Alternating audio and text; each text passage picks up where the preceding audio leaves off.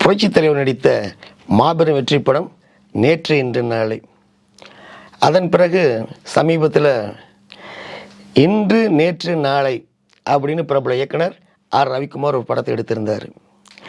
இவரது இயக்கத்தில் KJR studio சார்பாக கோட்டப்பட்டி ஜே ராஜேஷ் அவருடைய தயாரிப்பில் உருவான படம் தான் அயலான். இந்த படத்தில் சிவகார்த்திகேயன் கதையாக நடிச்சிருப்பார். அவருக்கு ஜோடியாக ரகுல்பிரீத் சிங் நடிச்சிருப்பாங்க. இந்த படத்தில் யோகி பாபு, பானுப்பிரியா, இஷா கோபிகர் மற்றும் பலர் நடிச்சிருப்பாங்க. இந்த படத்துக்கு இசை புயல் ஏஆர் ரஹ்மான். அதாவது பொதுவாக பார்த்திங்கன்னா ஹாலிவுட் படங்களில் பூமிக்கு வர ஏலியன் மக்களை அழிக்கிற மாதிரி தான் எடுத்திருப்பாங்க. ஆனால் இந்த படத்தில் பூமிக்கு வரக்கூடிய ஏலியன் மக்களை காப்பாற்றுற மாதிரி கதை அம்சத்தை கொண்டு வந்திருப்பாங்க. இந்த படத்தோட கதை என்னன்னா, வானிலிருந்து சக்தி வாய்ந்த ஒரு கனிமப் பொருள் பூமியில் விழுது. இதை பயன்படுத்தி ஒரு கும்பல் நாசகார வேலையில் ஈடுபடுது. பூமியில் அழிவுகள் ஏற்பட காரணமாக இருக்குது. இதை தடுத்து பூமியை காப்பாற்றுறதுக்காக வேற்று கிரகத்திலிருந்து ஒரு ஏலியன் பூமிக்கு வருது. இந்த ஏலியனுடைய விண்கலம் ஒரு கட்டத்தில் தொலைஞ்சு போயிடுது. எதிர்பாராத விதமாக இந்த ஏலியன் சிவகார்த்திகேயன் மற்றும் அவங்களுடைய ஃப்ரெண்ட்ஸுக்கிட்ட வந்து சேர்ந்துருது. அடுத்து பார்த்தோம்னா இந்த ஏலியன் வந்து வில்லன் கைக்கு போயிடுது. ஆக வில்லன்கிட்ட போன இந்த ஏலியனை சிவகார்த்திகேயன் காப்பாற்றுறாரா, பூமியை அழிவிலிருந்து காப்பாற்றுறாரா, இதுதான் இந்த படத்தோட கதை. இந்த படத்தில் ஏலியன் வர காட்சிகளில் கம்ப்யூட்டர் கிராஃபிக்ஸு தொழில்நுட்பம் பிரமாதமாக பண்ணியிருப்பாங்க. அதுக்கு தகுந்த மாதிரி ஏஆர் ரஹ்மான் இசை வந்து அதுக்கு பக்கபலமாக அமைஞ்சிருக்கும். அறிவியல் ரீதியான கதைனாலும் இந்த படத்தை ரசிக்கிற மாதிரி படத்தை கொடுத்துருப்பார் இயக்குனர் ஆர் ரவிக்குமார். ஆக இந்த படத்தை இயக்கின ரவிக்குமார் அவர்களுக்கும் படத்தை தயாரித்த கோட்டப்பட்டி ஜே ராஜேஷ் அவர்களுக்கும் படத்தில் நடித்த சிவகார்த்திகேயன் உள்ளிட்ட அனைவருக்கும் பாராட்டுகளை தெரிவித்துக் கொள்வதோடு அயலான் படம் மாபெரும் வெற்றியடைய வாழ்த்துவது எம்ஜிஆர் ஏஎஸ்ஆர் டிவியின் உங்கள் ஏஎஸ் ரவிச்சந்திரன். சில பேர் சொல்கிறாங்க தமிழில் வந்த முதல் ஏலியன் படம் அயலான் படம் தான்னு. ஆனால் அந்த கருத்து முற்றிலும் ஒரு தவறான கருத்து. ஏன்னா தமிழில் அறிவியல் கதையில் ஏலியன் படத்தை முதலாக கொடுத்தவர் யார் தெரியுங்களா? நமது புரட்சித் தலைவர் எம்ஜிஆர் அவர்கள் தான். அது என்ன படங்கிறத பற்றி தான் நம்ம இப்போ பார்க்க போகிறோம். தமிழ் சினிமாவில் உருவான முதல் விஞ்ஞான படம் கலையரசி. வேற்று கிரக மனிதர்கள், பறக்கும் தட்டு, அதாவது ஏலியன்ஸ், ஸ்பேஸ்ஷிப், இந்த மாதிரி விஞ்ஞான கதையை பின்னணியாக கொண்டு எடுக்கப்பட்ட படம். இந்த படத்தில் புரட்சித் தலைவர் டப்ளாக்கில் நடிச்சிருப்பார். புரட்சித் தலைவர் டப்ளாக்கில் நடித்த மூன்றாவது படமும் இதுதான். இந்த படத்தில் புரட்சித் தலைவர் ஜோடியாக பானுமதி நடிச்சிருப்பாங்க. புதுமுகமாக ராஜேஸ்வரி நடிச்சிருப்பாங்க. ராஜேஸ்வரி யாருன்னு தெரியுங்களா உங்களுக்கு? குடியிருந்த கோயில் படத்தில் உன் விழியும் என் வாழும் சந்தித்தாள், அதாவது கலையரசி படத்தில் இப்போ புதுமுகம் இவங்க தான்.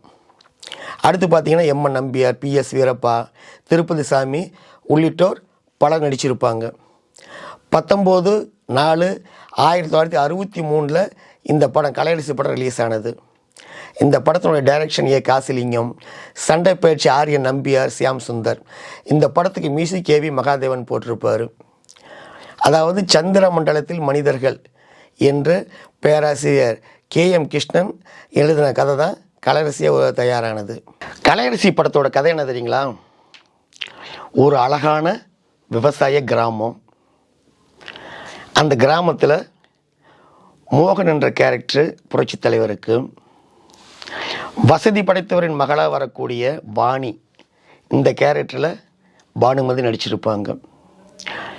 பானுமதி தன்னோட ஃப்ரெண்ட்ஸுங்களோட காரில் வந்துக்கிட்டு இருப்பாங்க. அப்போ திடீர்னு வண்டியில் பெட்ரோல் தீர்ந்துடுது. அந்த டைமில் மாட்டு வண்டியில் நமது மக்கள் திலகம் வந்துக்கிட்டு இருப்பார். அப்போது தனது டிராக்டருக்கு ஊற்ற போகக்கூடிய அந்த பெட்ரோலை வச்சுருப்பார்.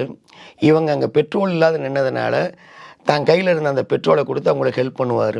இவங்க ஏற்கனவே காலேஜில் ஒன்றா படித்தவங்க. இவங்களுக்குள்ள காதல் மலருது, ஒருத்தர் காதலிப்பாங்க. இப்படி இருக்கும்போது விண்வெளியிலிருந்து ஒரு பறக்கும் தட்டு வந்து இறங்குது.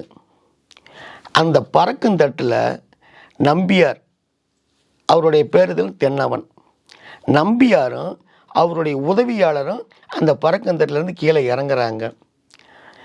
இவங்க எதுக்கு வந்திருக்கிறாங்கன்னா, விண்வெளியில் பல தொழில்நுட்ப வளர்ச்சிகள் இருந்தாலும் கலை சம்பந்தமான பொழுதுபோக்கு அம்சங்கள், ஆடல் பாடல் நிகழ்ச்சி இந்த மாதிரி நடத்தக்கூடிய அந்த கலைஞானம் மிக்கவங்க அங்கே யாரும் இல்லை. அதனால் கலைஞானம் மிக்க ஒருத்தரை இங்கே பூமியிலிருந்து விண்ணுலகத்துக்கு கொண்டு போகிறதுக்காக அங்கே, அதாவது ஆடல் பாடல் சம்பந்தமான இந்த கலைநுட்பத்தை வளர்க்குறதுக்காக இங்கிருந்து, அதாவது பூமியிலிருந்து விண்ணுலகத்துக்கு கொண்டு போகிறதுக்கு அப்படிப்பட்ட ஒரு நபரை தேடி வந்திருக்காங்க. அந்த கலை அம்சத்தை பொருந்தியவங்களாக இருக்கக்கூடியவங்களாக இருக்கிறாங்க பானுமதி. உடனே இவங்க என்ன பண்ணுறாங்க, பானுமதியை கடத்திக்கிட்டு பறக்குந்தட்டில் வச்சுக்கிட்டு விண்ணுலகத்துக்கு போயிடுறாங்க. இது மக்கள் திலகத்துக்கு தெரிஞ்சிருது. உடனே இவர் விண்ணுலகத்துக்கு போய் பானுமதியை எப்படி காப்பாற்றிக்கிட்டு வர்றாரு அப்படிங்கிறது தான் கலையரசி படத்தோட கதை. விண்ணுலகத்துக்கு போகிறாரு புரட்சித் தலைவர். அங்கே, அதாவது விண்ணுலகத்தில் பூமியில் இருக்கிற மாதிரி இங்கல்ல, அங்கே மாறுபட்ட புவியீர்ப்பை சேர்ப்பதனால நடக்க முடியாது, தள்ளாடி தள்ளாடி தான் நடப்பார். அப்போ அந்த காட்சிகளை ஸ்லோ மோஷனில் காமிச்சிருப்பாங்க. அதாவது தமிழில் எடுக்கப்பட்ட முதல் ஸ்லோ மோஷன் காட்சி கலையரசி படத்தில் தான் காமிப்பாங்க. அப்போ அந்த ஸ்லோ மோஷனில் தலைவர் வர அந்த காட்சிகளை பேக்ரவுண்ட் மியூசிக்கு சும்மா எக்ஸலண்ட்டாக, இன்றைக்கி இருக்கக்கூடிய ஹாலிவுட் படத்தில் போடக்கூடிய மியூசிக் அப்போவே கேவி மகாதேவன் போட்டிருப்பார். அவ்வளோ அருமையாக இருக்கும். என்னதான் விண்வெளியில் தொழில்நுட்ப வசதி இருந்தாலும் மாறுபட்டு அங்கே புவியீர்ப்பு இசை இருக்கிறதுனால இவருடைய கற்பனா சக்தி, அதாவது டைரக்டர் காஸ்டின் கற்பனா சக்தியில் என்ன பண்ணுவார், ஒரு பாதனையை கொடுத்தா அது எப்பயும் போல் இயல்பாக நடக்கலாம் அப்படிங்கிற மாதிரி காட்சி அமைச்சிருப்பார். பூலோக எம்ஜிஆர் அங்கே விண்ணுலகம் போனவுடனே அங்கே விண்ணுலகத்தில் ஒருத்தரை சந்திக்கிறாரு. அங்கே விண்ணுலகத்தில் ஒரு கோமாளியான ஒரு கேரக்டரை, அதுவும் புரட்சித் தலைவர் எம்ஜிஆர் தான் நடிச்சிருப்பார். அந்த விண்வெளி கோமாளியாக புரட்சித் தலைவர் நடிச்சிருக்கிற அந்த நகைச்சுவை காட்சியில் சும்மா அருமையாக ஃபென்டாஸ்டிக்காக சூப்பராக நடிச்சிருப்பார். அதாவது நகைச்சுவை காட்சியில் தன்னால் இந்த அளவுக்கு கொடுக்க முடியும் அப்படிங்கிறத அம்சமாக பண்ணியிருப்பார். டைரக்டர் காசிலிங்கத்தை பாராட்டக்கூடிய ஒரு விஷயம் என்ன தெரியுங்களா, அவர் வெறும் கற்பனா சக்தியை வச்சு மட்டும் இந்த படத்தை அவர் எடுக்கலை. விண்வெளி குறித்த பல ஆராய்ச்சிகளை, பல புக்குங்களை படித்து அதை எடுத்திருக்காருங்கிறத, அந்த விண்வெளி கிரக காட்சிகள், அந்த பறக்குந்தட்டை உருவாக்குனது எவ்வளோ, அதாவது என்ன தான் தியரியில் அவர் படித்தாலும் அதை அந்த பறக்குந்தட்டை உருவாக்குறதுக்கு, இப்படிப்பட்ட ஒரு சாதனத்தை உருவாக்குறதுக்கு அவர் எப்படி அதில் ரிஸ்க் எடுத்திருப்பாருங்கிறது நம்ம கண்கூட காணலாம். அவ்வளோ அருமையாக இருக்கும். அந்த விண்வெளி கிரக காட்சிகளும் சரி, அந்த விண்வெளி மனிதர்களும் சரி, அந்த பறக்குந்தட்டும் சரி, விண்கலமும் சரி, அவ்வளவு ஒரு அருமையாக பண்ணியிருப்பார்.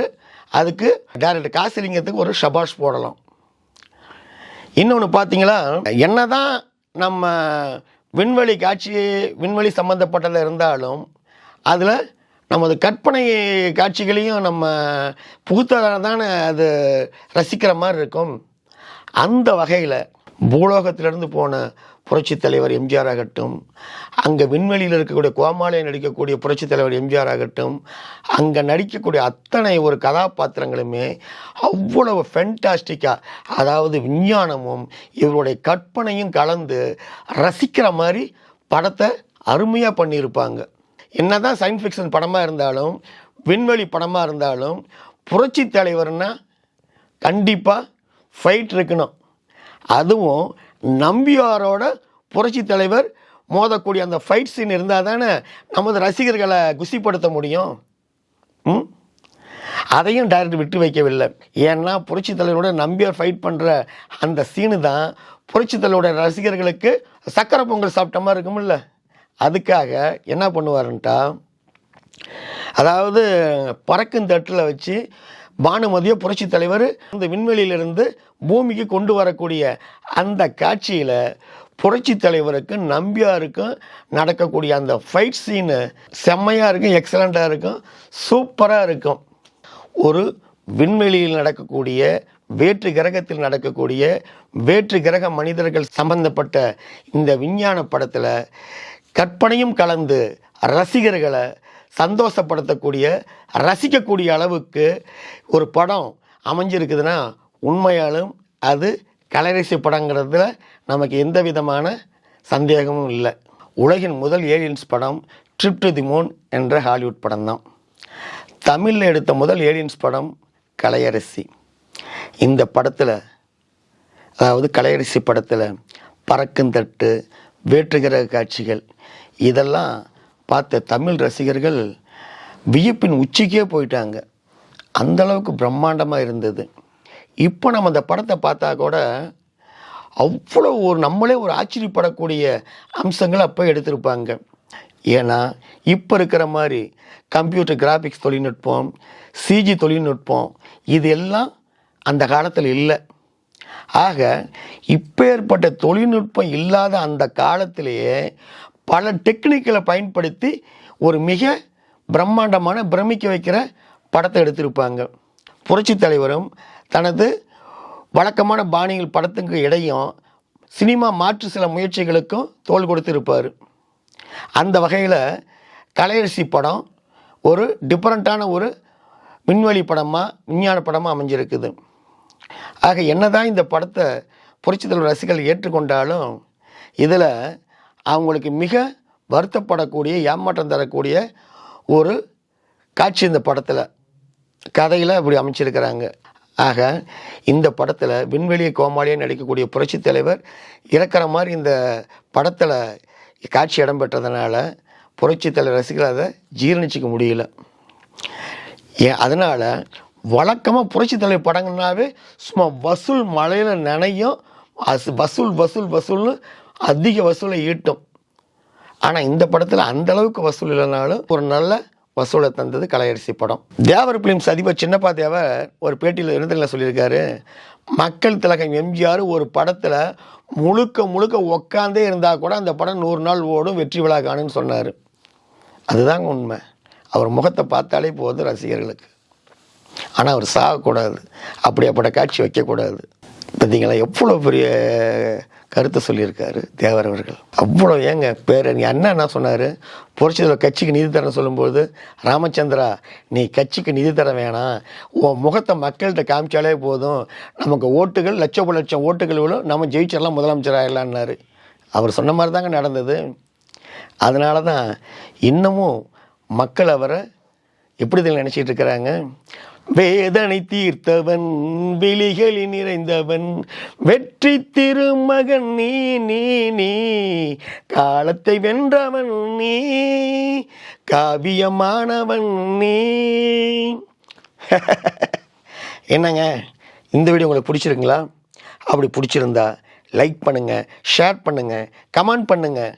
மறக்காமல் எம்ஜிஆரும் ஏஎஸ்ஆர்எம் டிவியை சப்ஸ்கிரைப் பண்ணுங்கள். வணக்கத்துடன் உங்கள் ஏஎஸ் ரவிச்சந்திரன்.